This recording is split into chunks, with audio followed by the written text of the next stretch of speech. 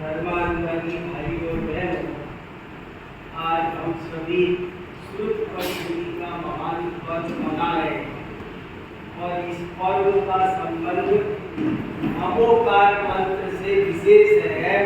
इसलिए मैंने आज मंगलाचरण के रूप में नमोकार मंत्र का पाठ किया और वो कैसे संबंध है, क्या श्रुत पंचमी है, इसकी एक संक्षिप्त कहानी। श्रुत पंचमी, पंचमी माने तो पंचमी तिथि और श्रुत शब्द का अर्थ है जिनवाणी।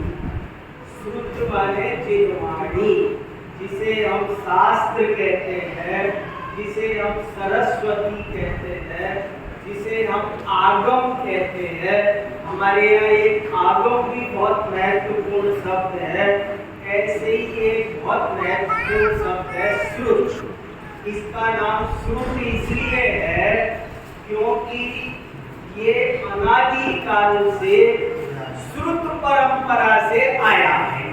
श्रुत माने सुनना, गुरु शिष्य को सुनाते थे और शिष्य उसे याद रखते थे। लिखने करने का कोई चक्कर नहीं था, केवल सुनना पर्याप्त था। इसलिए हम लोग जिनवाणी को श्रुत कहते हैं। ये जैन धर्म का स्पेशल शब्द है श्रुत। आदिनाथ भगवान से ये परंपरा 24 तीर्थंकर तक ऐसे ही चली आई। कभी कोई किताब लिखने की उसे हमारी सी तरह लाइब्रेरी बनाने की जरूरत नहीं पड़ी। लेकिन जब भगवान महावीर का निर्माण हो गया तो केवल ज्ञानियों का होना, वो तीर्थंकरों का होना बंद हो गया। तीर्थंकर रुक गए। अंतिम तीर्थंकर थे भगवान महावीर और तीर्थंकर भले हो गए लेकिन केवल ज्ञानी अभी भी हो रहे थे। जब महावीर भगवान को मोक्ष हुआ उसी दिन गौतम स्वामी को केवल ज्ञान हो। और जब गौतम स्वामी मोक्ष चले गए तो सुधर्मा स्वामी को केवल ज्ञान हो गया। हमारे पास तीर्थंकर अब नहीं थे लेकिन केवल ज्ञानी तो थे। जब सुधर्मा स्वामी को मोक्ष हुआ तो हमारे भाग्य से जम्बू स्वामी को केवल ज्ञान हो गया। अभी हमको केवल ज्ञानी मिल रहे थे। लेकिन जब जम्बू स्वामी को मोक्ष हुआ तो किसी को केवल ज्ञान नहीं हुआ। जम्बू स्वामी अंतिम केवल ज्ञानी थे, महावीर भगवान अंतिम तीर्थंकर थे और जम्बू स्वामी अंतिम केवल ज्ञानी थे। अब केवली का भी अभाव हो गया लेकिन श्रुत केवली अभी मिलते थे। क्या फर्क होता है केवली और श्रुत केवली में? केवली का मतलब है कि जो केवल ज्ञान से सारे लोग को जानते हैं, अब वे तो नहीं बचे। लेकिन श्रुत केवली का मतलब है कि जो श्रुत ज्ञान से, परोक्ष ज्ञान से, आगम ज्ञान से लोग को जानते थे। जितना भी जिनवाणी है, द्वादश सांग माने जाते हैं, उन सब का पूरा जिनको कंठस्थ याद था उनका नाम था श्रुत केवली। अभी वो मौजूद थे लेकिन वे श्रुत केवली की परंपरा की धीरे धीरे, ये अवसर्पणी काल है ना, तो धीरे धीरे वो भी कमजोर होती जा रही थी। और अंतिम श्रुत केवली थे अरहत बलि। अरहत बलि नाम के बहुत बड़े आचार्य थे, वो अंतिम श्रुत केवली थे। उनके बाद में हमको कोई श्रुत केवली भी नहीं मिला। और उन अरहत बलि आचार्य के ही साथ के एक बहुत बड़े महान आचार्य थे धड़सेनाचार्य। वे धड़सेनाचार्य भी बहुत शास्त्रों के पाठी थे पर पूरे श्रुत केवली नहीं थे। वे केवल एक अंग के ज्ञाता थे, 12वें अंग थे। और वे एक दिन गुजरात में गिरनार पर्वत पर चंद्रगुफा है, उसमें ध्यान कर रहे थे, स्वाध्याय कर रहे थे। कैसे स्वाध्याय कर रहे थे?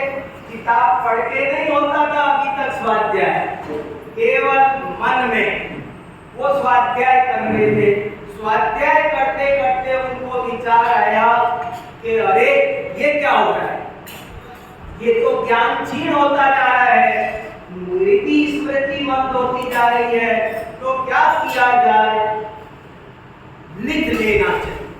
उनको आइडिया आया आज कि लिख लेना चाहिए, मगर मैं तो बूढ़ा हो गया, मेरे बस का लिखना नहीं है, तो क्या करूं?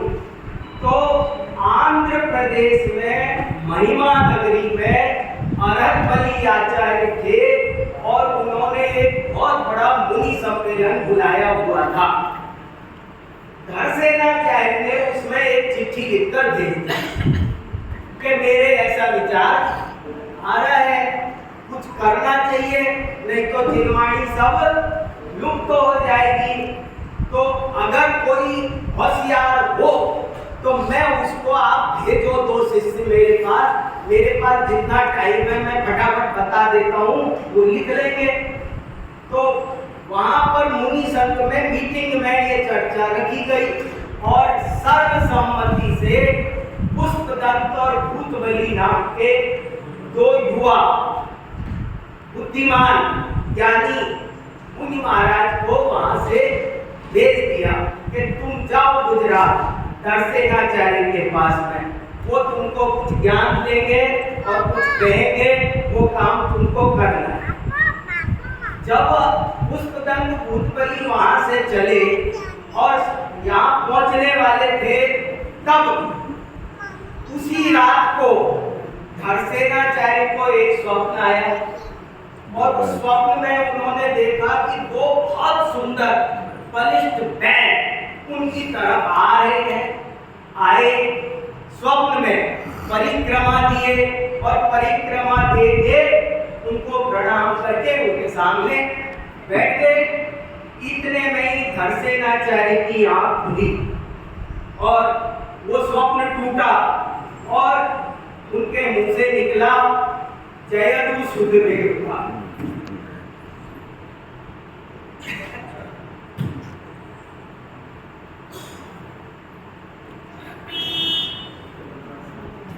इसको अनिल जी भाई साहब आओ बोले, सब बोले सही पद है। जयतु शुद्ध देवता, जयतु शुद्ध देवता का अर्थ है श्रुत देवता की जय हो, जिनवाणी माता की जय हो। और वो आए तो उन्होंने उनकी परीक्षा ली कि भाई ये दोनों आए तो हैं, मैं इनको पढ़ाऊंगा, ज्ञान दूंगा, पर ये वो काम कर पाएंगे कि नहीं, जरा परीक्षा की जाए। और उन्होंने दोनों को 2 मंत्र दिए और कहा कि 3 दिन तुम उपवास करके इस मंत्र को सिद्ध करो, बाद में मेरे से मिलना, 3 दिन के बीच में मेरे पास आना नहीं, डिस्टर्ब नहीं करना। और उन्होंने 3 दिन उपवास करके उस मंत्र को सिद्ध किया। जब वो सिद्ध कर रहे थे तो एक गड़बड़ हो रही थी कि वो मंत्र के प्रताप से 2 देवियां प्रकट हुई, मगर एक देवी कानी थी और एक देवी के दांत बाहर थे। तो वो पुष्पदंत भूतबली मुनि महाराज सोचने लगे, ये क्या, देवता कभी विकलांग नहीं होते हैं, देवता हमेशा सुंदर होते हैं, और ये कैसी देवियां प्रकट हुई, जरूर कुछ मंत्र में गड़बड़ है, चलो पूछ के आते हैं। अरे कैसे जा सकते, उन्होंने तो मना किया था कि 3 दिन मेरे पास नहीं आना, क्या करें? फिर वो खुद ही दिमाग लगाए तो समझ में आ गया कि इसका एक मंत्र का अक्षर इधर का इधर हो गया, जैसे कोई रवाना को खाना पड़ ले, ऐसे बोले एक अक्षर इधर का इधर हो गया। तो उन्होंने उसको ठीक करके बोले फिर जप करते हैं। अब जब किया तो सर्वांग सुंदर देवियां प्रकट हो गई, वो समझ गए। और जब वो आए 3 दिन बाद मंत्र सिद्ध करके, तो धर्सेनाचार्य से कहने लगे, गुरुजी ऐसे ऐसे पूरी रिपोर्ट देने लगे। धर्सेनाचार्य बीच में रोक दिए, इतने दिव्य ज्ञानी थे, हमें सब पता है, कुछ बताने की जरूरत नहीं है। और फिर उन्होंने उनको उस दृष्टिवाद, 12वें अंग का नाम है दृष्टिवाद, उसका ज्ञान दिया। और जब उसका ज्ञान दिया तो उसके आधार पर उन्होंने षट्खंडागम नाम का ग्रंथ आज ये दिन ज्येष्ठ शुक्ला पंचमी को है, जो अभी 4 दिन बाद आएगा। आपको आज यहाँ स्वरूप पंचमी मनाने का अवसर इसलिए मिल रहा है कि ये श्रुत का पर्व है, ज्ञान का पर्व है, जिनवाणी की रक्षा का पर्व है। देश की रक्षा के लिए अपने कितने भाव आते हैं, घर की रक्षा के लिए अपन क्या क्या करते हैं, कार की रक्षा के लिए अपन क्या, एक कार की रक्षा करनी हो तो अपन कितनी चिंता करते हैं। पार्किंग है, इंश्योरेंस है, फिर भी गेयर लॉक अलग, गार्ड अलग, फायर का अलग, हम सबकी रक्षा की चिंता करते हैं, पर जिनवाणी की रक्षा की ओर हमारा ध्यान नहीं है। आज का दिन जिनवाणी की रक्षा का है, सुरक्षा का है। पढ़ो, पढ़ाओ, छपाओ, इसको दान में दो, अपने से जो बन सके इस जिनवाणी रक्षा के हवन में एक ईंधन तो अपनी तरफ से किसी न किसी रूप में जरूर से जरूर डालो। आज प्राकृत भाषा दिवस भी है। आचार्य विद्यानंद जी ज्ञान की महिमा बताते बताते चले गए। ज्ञान करो, स्वाध्याय करो, 24 घंटे में 24 मिनट तो स्वाध्याय करो। तो आज श्रुत पंचमी मनाने का यही संदेश है कि हम सब ज्ञान की महिमा समझें, स्वाध्याय। देखो संसार में धन कन कंचन राज सुख सबई सुलभ कर जान, दुर्लभ है संसार में एक यथार्थ ज्ञान। आपको कोई चीज शीतलता नहीं दे सकती। आज जरा मौसम शीतल हुआ है तो कैसा लग रहा है? ये जिनवाणी पढ़ोगे तो आत्मा शीतल हो जाएगी, दिमाग शांति हो जाएगा, सबकी शीतलता इससे मिलती है। तो हम सब आज के दिन जिनवाणी के स्वाध्याय का प्रतिज्ञा करो। बिना प्रतिज्ञा के काम होगा नहीं। अपना मन कमजोर है, हमें अपने मन से नौकर की तरह काम लेना पड़ेगा।